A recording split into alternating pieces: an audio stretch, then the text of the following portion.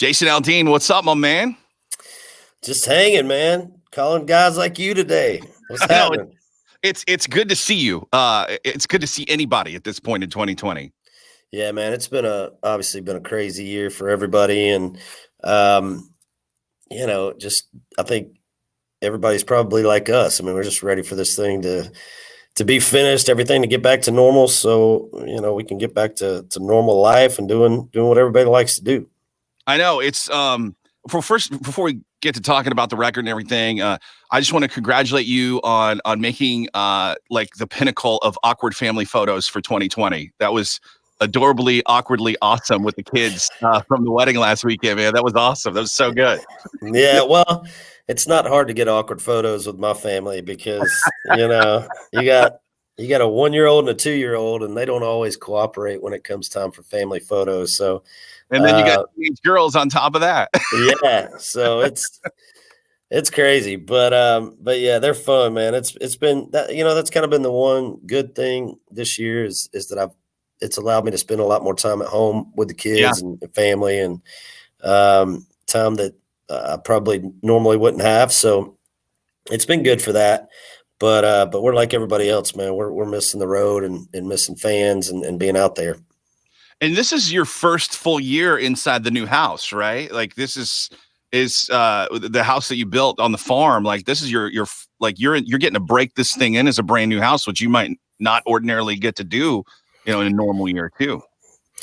Yeah, we moved in June, I think. So, we're obviously excited to be in the house and kind of be able to get to enjoy that a little bit, getting settled in, and so it's been great for that. Yeah. But for the last 15 years, for me, things are like clockwork. Every Wednesday I jump on a bus and I go play Thursday, Friday, Saturday, and then I get home Sunday, and so to not have that aspect of everything it's taken some getting used to, for sure, man. Have you been inspired to write anything about, the experience we might see when life gets back to normal, kind of reflecting back? Because there's been a lot of songs, with the Luke Combs and everything and others, Kane Brown, that have released songs inspired by what's going on in the world right now. I mean, have you written anything about that? No, not really. I mean, to be honest, I'm kind of hoping to forget about 2020 when all this is over. I don't want to have stuff on my record that reminds me of it. Yeah. But we just went in and started working on a new album this week, and I think my mindset for that is like it is for every album. I want to go in and find great songs and put together an album that I think is cool and has songs that I want to go out and play. So, for us, as far as that goes, it's kind of business as usual. And if something were to come along that, I felt like was worthy of us cutting, that was a great song that, mentioned it or whatever, then maybe, but I haven't heard that song yet. Appreciate the honesty on that. It's like, you Yeah. don't want to pander to it either, Right. Nah, not at all. Be genuine. It's got to be genuine. I feel like 2021 is going to have a lot of detox songs, because there's definitely been an apparent abundance of drinking songs the last couple of months. Because that's all we can do is make drinks and stay home. You gotta have some fun somehow, man. Exactly. So, Exactly.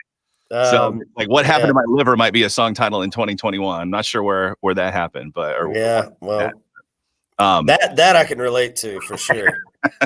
And the drinks are so much stronger when you're pouring them yourself. It's like, is it a 3-second or 6-second count? Is it just the full glass of whiskey sometimes? I mean, there's no judgment in 2020. That's the best part. Yeah, absolutely. Yeah. Got What I Got, man. Looking like another chart topper for you. Congratulations. Thank you. Yeah, we're excited. We felt like this was a big song off the album, and I think all along we knew that it was going to be the second single. We put out "We Back" was the first one, and then we knew that we were going to drop this one as the second single. So, and we felt like it was a big song, especially coming off of "You Make It Easy" on the last record, which is kind of in that same sort of vein. So, you put a song out like this and you watch it kind of do its thing, man. And it's really cool to see it take off and, kind of take on a life of its own. And we're sitting here, looks like we're going to be number one. And And it's those never get old, man. If this year's taught me anything, it's to not take things for granted. And Yeah. as many number ones as we've had over the years, it's been amazing. But every time you get that call that you got another one, it's a good feeling. We've all basically, with the exception of excursions here and there as a family or with close friends, we've all pretty much been at home for the last 6 months or so. What's been the biggest thing besides the take things for granted, which we've all learned in 2020? Because you as an artist have played shows, we enjoy going to them as radio people, and the kind of the congregation that happens, because country music, we're all one big family at the end of the day. What has been the biggest thing that you've learned, maybe as a husband or as a father in 2020, and any life little lessons that have been that God has handed you over the last 6 months? Well, I think just to expect the unexpected. I mean, you just never know what's going to happen, and just not to take a day for granted. It's whether it be with your kids or with your job or friends or family, whatever the case may be. I think this year really has just taught me that, no matter how well things are going and how much you have things planned out, curveballs happen. You get thrown curveballs, and you got to kind of figure it out. And, and just people, you're watching people pass away, and it's just makes you kind of hold on to the ones you love a little tighter, and protect them. And just know that you're never promised the next day with anybody or anything. So just live life to the fullest. What's been the last thing that you have just laughed out loud at, if you can share it, or the last thing that you could share in a public setting? Like what's the last thing that just made you belly laugh like uncontrollably, if you can remember that in 2020? I don't know. I laughed out loud yesterday when I saw Tyler Farr's. I thought his Halloween outfit. He was going as Rip from Yellowstone, and I think he legit thought he looked like Rip. So I thought that was pretty funny. So I called him Dip, and then another word after that, Rip and right. Dip. Right. It's it's hit with an added letter on it. Yeah. Okay. So that made me laugh. Okay. Tyler's always good for a laugh, man. He's a funny human being, that's for sure. No, that's my dude, man. I love T-Farb. You get you and Tyler and Silver together, man. It's I've seen the pictures, man. I hope my liver never has to experience that in person. Yeah, it's I think we all need to start detoxing here for I'm just trying to figure out when that's going to be. There's so much good stuff coming up. Like I would start this weekend, but Georgia's playing Alabama, so I know that ain't going to happen. Right. And Saban on the Bama side has COVID, so I don't think he's going to be on the sidelines coaching. I wonder if he'd be isolated up in a booth, still making the decisions. I don't know how they're going to do that. No way he's not going to be involved in that game. He'll be wearing a hazmat suit on the sidelines if he has to. Exactly.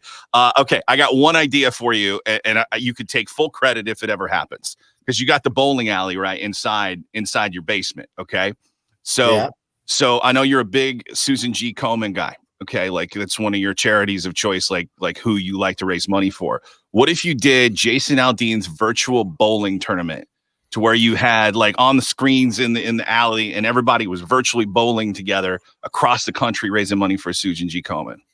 Not a bad idea. I mean, but I'm not a tech guy. I gotta have somebody figure that out for me. Oh, you got people for that, no problem. Yeah. Someone. I mean, I just think we've done virtual concerts, we've done virtual everything. Why not a virtual bowling tournament? That could work.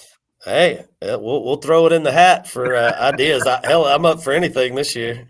I only know how to virtually bowl. I can't bowl in real life at all. So, Well, I start out pretty good, and the more I drink, the worse I bowl. So we just need to start streaming it live, I don't know, maybe like early in the night for me. About after the third or fourth drink, the bumpers come in to the Nice, man. Jason, always a pleasure to catch up with you. Congrats on the success, and here's to 2021 or whenever the hell we get to go back to normal. But here's to a barn burner of a tour the next time we can hit the road together, man.